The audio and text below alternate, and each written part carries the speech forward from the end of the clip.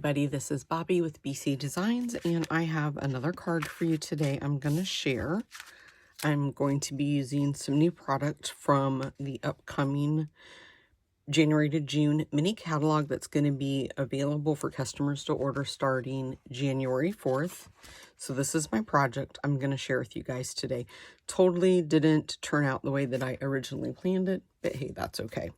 So I'm going to use my 1.5 circle punch. It is retired, but if you have the layering circles, you can use that.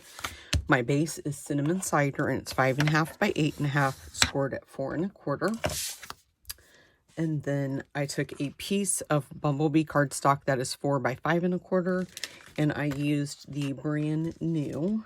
I couldn't find the cover, and now I've lost. There it is, the folder. Okay, so this is the Bumblebee or the Hive 3D embossing folder, and this is how it turns out. This is actually a suite of products that you are going to be able to order in the new catalog. And then I have a piece of basic white cardstock that is 3 by 5 1/4. And I'm going to use the matte black dots. I'm also going to use, if I can find, oh, it's laying right in front of me, the gingham Bumblebee ribbon, the Honeybee home stamp set. This also comes with some dies, but I did not use the dies. I didn't pop anything out. I just strictly did stamping for this card. I'm going to use some Memento black ink. I'm going to use our white pigment ink, the Bumblebee ink, and then also some cinnamon cider ink. And then I'm also going to use 2 of my blending brushes. So let's jump in and get started. So I just have a scrap piece of paper that I'm going to adhere this piece down. Now I did already make myself a template. I just used some old cardstock that is no longer available. I always keep that for projects like this. And this is cut just a smidge. As you can see, the sides are smaller on this than this. Normally what I did earlier when I made this was I made this smaller on all 4 sides, but I'm not going to worry about covering it, because originally what I was going to do was just have this be the front of the card, and then I got the idea about popping the holes in here. So I'm not going to worry about that, because the majority of this white, except for these circles, are going to be covered up anyway. So today I'm not going to fuss too much about that, but I'm just going to take some tape and I'm just going to adhere all 4 corners down so I don't have to worry about it moving on me. So I'm just going to tape it on that paper just like that. And then I want to start with my lighter color, so I'm going to start with my Bumblebee. And I'm going to take my blending brush and I'm just going to get some ink on there. And if you were going to leave this, use the basic white without covering up, you would have to be careful about getting on your sides. I was very careful when I did the first project, because that was my goal. But today I don't have to worry about it, because that's going to be covered up. But I don't want to start directly on my circle, because that always leaves like that, like this, and you don't want that. So I have a scratch piece of paper that I just and I also start off on that piece of cardstock. And I didn't do the full circle. I just each time I would go in and just do like half the circle. And I'll show you. We'll go back in and blend it here in just a minute. But I always started off on the scratch piece of paper. And then I'm going to open up cinnamon cider and do the same thing. We're going to get some ink on that. It's a little bit darker, so I'm going to be a little bit more light-handed with that, because I want these 2 colors to blend nicely. So on this one, I'm just going to go all over. And you can leave, like, this one is a little bit lighter because I'm running out of ink on my brush. But I am going to go in and grab a little bit more of that. We'll start down here on this one. And I'm just going to go all the way around. And then I'm going to pick up a little bit more for this one, I think. Okay. I don't want it to be too dark, so I'm going to stop there with the cinnamon cider. But I do want to go back in now with some more Bumblebee and just blend all the colors together. And you can make this as light or as dark as what you want.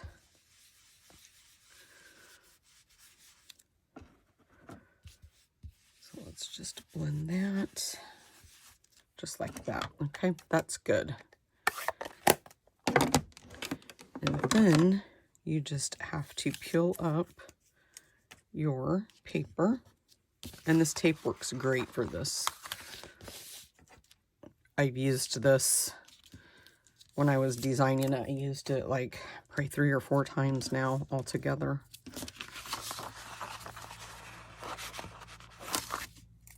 Okay.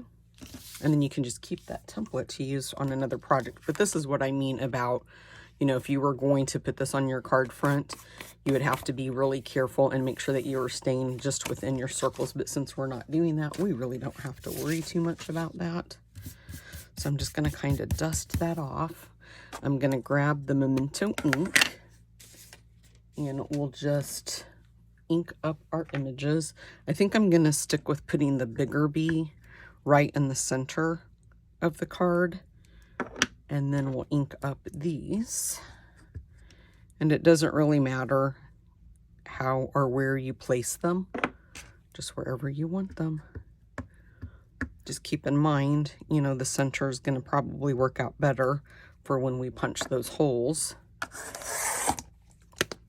Okay, move those out of the way, and I will show you. I'm just going to move this out of the way and grab the piece that we're going to punch out. So what you want to do, of course, we want to make sure that our circles are lining up like we colored them. So I'm going to turn that just like that, and then I'm going to place that right here on my paper. And what I'm going to try to do, so see, we have to, that's how it's going to be, like that. So we're going to line this piece up on here, and I just tried to make sure that I had the same width on each side, because this is going to be the front of our card. And then I just held on to that and went in with my circle punch and popped out my circles. And then just, I kept lining it up if it moved a little bit before I would make my next punch. It's not going to be perfect. I'm going to tell you that right now. It is not going to line up perfectly. If it does, you're probably super lucky. But it's close enough that it makes a cute card. And then just turn this one, and you guys can take your time a little bit more than what I am. I'm trying to hurry so the video doesn't take forever.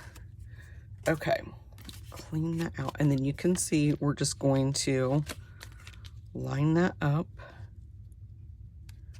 And if you have the our little finger sponge daubers, you could go back in if some of this is not lining up perfectly. And as you can see, this one is not lining up near as good as my first one did, but it's close enough that it's not going to bother me too bad. And if you do have the sponge daubers, what you could do, let me see if I have any right here at hand, really close. Oops, hold on a minute. Let me grab one and I'll show you. Okay, so what I was going to show you is where this is, where you're lining it up. So kind of place it where you think you're going to want it. And any that's showing through, so like if you can see, if I line this circle around this one, I have just a smidge there, which that's not bothering me. But this one up here, you can see every time I adjust it, one of them moves. And you could tape this down. You could tape the this to the background, and then to your, what I'm trying to say, my goodness, is you could adhere this with a little bit of light adhesive, and then line it up a little bit better, so that way you don't have to worry about the movement on it. My first one lined up really, really well, but as you can see, there's just a little bit on those. But what you can do is just take your sponge dauber and then just kind of go around, because nobody's going to see this. It's going to be buried behind. So if you want to add just a little bit, I mean, this doesn't look as pretty when you're looking at it, but nobody's going to see this, right? So I'm just going to take, and you could blend this a little bit with your cinnamon cider if you want to, but I'm just going to go around and just blend just a little bit, just so that white is not so stark. And I should have grabbed another sponge dauber so I could go back in with my cinnamon cider, but we'll see what this looks like before we do that. And if you're really careful, you could just go back in with this. And I mean, nobody's going to see this second piece. You just want to be really careful about your circles that are going to be seen. But you could kind of do like I'm doing right here. Just kind of go around and touch those spots up. Just be really careful when you're punching those out, guys. I had to go kind of fast for the sake of the video, but see, that right there even looks so much better because it's just kind of blended in and you can't see it as well. Now on this one, I did pop it up using dimensionals. That will probably highlight that white a little bit more. This one, I'm going to use my Tombow just so I can get a better coverage on covering up that white. And it won't make the white so visible. I don't think it'll make it. And it also is going to give me time, since this one is a little bit more off. It's going to give me a little bit more time to get this set up the way that I want it and straight. So I'm just going to move it, see, like that. And it blends in really nicely. And then we can put dimensionals on the back of this. Whoops. And I'm going to have some more projects using this bundle for sure. This was one of my favorite bundles from the new catalog. Very similar to the other bee stamp set that we had a few years ago. Whoops. Put that one right there. Let me grab my card base. This card is a little bit technical, I guess you could say, with the circles and getting that lined up. And then we're also going to be doing some heat embossing using that Whisper White, our Whisper White ink. I'm going to lower that just a bit. And then I'm going to look right there. It looks like I wasn't quite straight on when I cut. I just happened to see that. So I'm going to trim that really, really carefully before I put that on here. I'm just going to kind of move that up and go in just like that.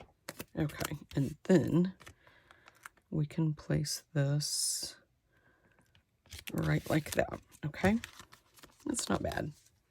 Then I'm going to take my piece of basic black cardstock, and I did find I had a little bit of a hard time lining, or not lining it up, but getting a good image without rocking and getting the shadow effect on my strip here. This piece is a 1/2 inch by 4, and I'm just going to use our embossing buddy and then ink this up. I didn't want to press hard because I didn't want to rock and get the shadow, and so that's why I had a little bit of a hard time, and I was stamping it too low. See? So I brought extra over here so that way if that happened again during the video, I could fix it. So let's try this again. And then I am going to try, it's really hard for me to get my head in here where I can even see. So I'm trying not to push down, but I did kind of do this. And that the font is so light. I think that is one of the other issues too. Whoops. And then I'm just going to open up my white embossing powder. And we'll put some powder on there. Let's see. That's not bad. And you can see I still could have went up just a little bit more. I think maybe when I put the sticker on my stamp, I might have been off just a little bit. And that's what's causing me the heartache of trying to get it where I want it. Let's set this powder.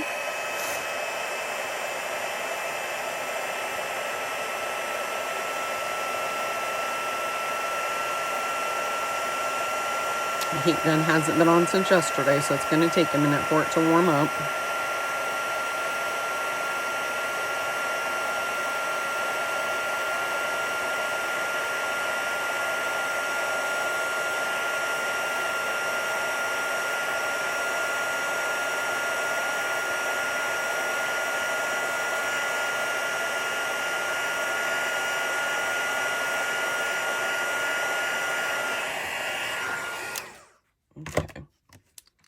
I definitely could have went a little bit higher with that. So I'm just going to take my scissors and snip one way, turn it and snip the other. And then I'm just going to kind of wipe some of that excess powder from the embossing buddy so it doesn't look so powdery. We'll put some dimensionals on the back. I'm going to take that gingham ribbon, and you only need a very tiny amount, not much at all.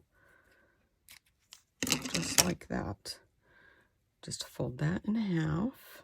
And I am going to kind of fix this. Oops. Let's see. I'm going to kind of sharpen that edge just a little bit. Something like that. I don't like them both to be the same length, so I like to back one up where it's a little bit longer. We'll just adhere that right there like that. And then you can put some Tombow, you can put some Tombow on here to help this piece now stick since the dimensionals covered up. So I'm just going to put just a little bit right there on the fabric, so that will help. So bring in our card. And then I put mine at the, or I'm sorry, not at the bottom, but kind of in the middle. Kind of put it right here on the original. And my ribbon I put too far over, so I'm going to peel that off really quick. I didn't even notice that. So let's kind of readjust that and then stick it down like that. Okay. And then let's grab some of the black matte dots. And I'm just going to use the smaller ones. And I just tried to do them kind of like, not in clusters, but two kind of close beside each other. And then we'll do two here. Kind of in the same region, I guess, is what I'm saying. And then one here. And one here. And my